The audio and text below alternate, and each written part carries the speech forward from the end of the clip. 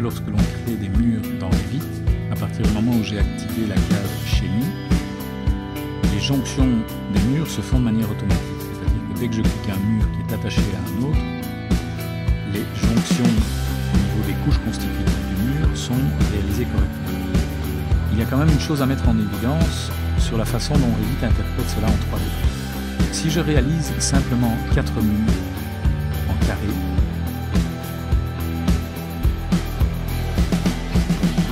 graphiquement, je n'ai rien qui distingue une intersection d'une autre. Pourtant, il y en a bien une. Regardez, si je passe en 3D et que je modifie la hauteur de ces deux murs-ci, donc je vais sélectionner ces deux murs-ci et demander par exemple qu'ils aillent jusqu'au niveau 2 avec un décalage de 50 vers le bas. Voilà ce qui se passe. On voit qu'ici, ce mur-ci est intégralement compris entre les deux autres. Ici, il est compris intérieur de ce mur-là. Par contre, ici, il est prioritaire par rapport à celui-là. Pourquoi? Eh bien, cela est engendré par la manière dont j'ai cliqué les points au niveau de la création.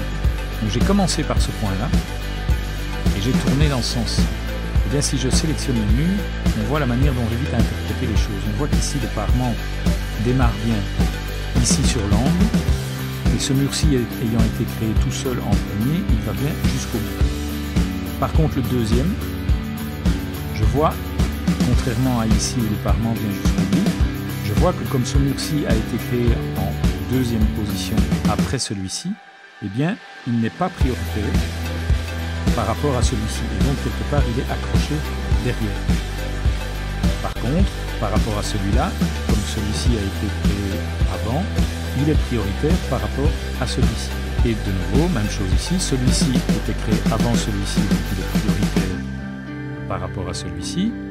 Et ce quatrième mur étant le dernier à avoir été créé, ben, il n'est pas prioritaire ni ici, puisque les deux étaient préexistants. Et bien c'est cela qu'on voit en 3D, à savoir que ce mur-ci est le premier, donc il est prioritaire au niveau du parement des deux côtés. Celui-ci était prioritaire ici, mais pas ici, puisqu'il a été créé en deuxième position. Celui-ci est prioritaire ici, mais pas ici. Et celui-ci est coincé entre les deux, puisqu'il a été créé en dernier.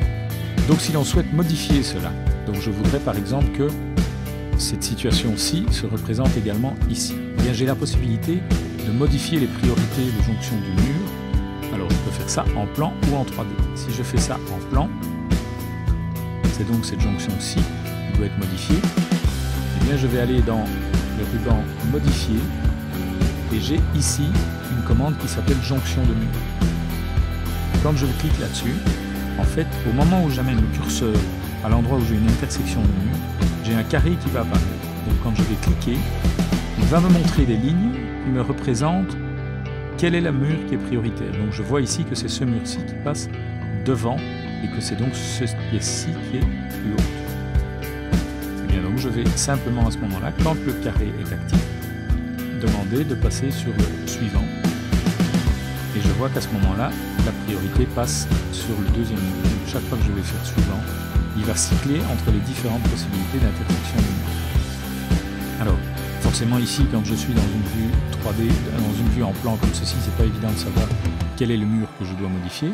Donc je peux très bien faire cela en vue 3D. Et donc je vais modifier ces deux intersections-ci. Et bien je peux activer la même commande. Et en fait, dès que je me retrouve au niveau d'une intersection, je peux cliquer. Et en poussant sur le bouton suivant, je vois qu'il va me modifier l'intersection du mur de façon à avoir une jonction correcte. Je vais réactiver la commande sur cet angle-ci.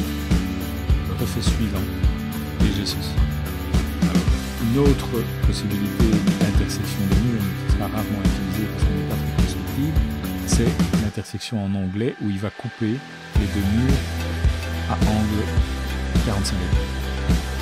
En général, on travaillera plutôt avec des bouts comme ceci.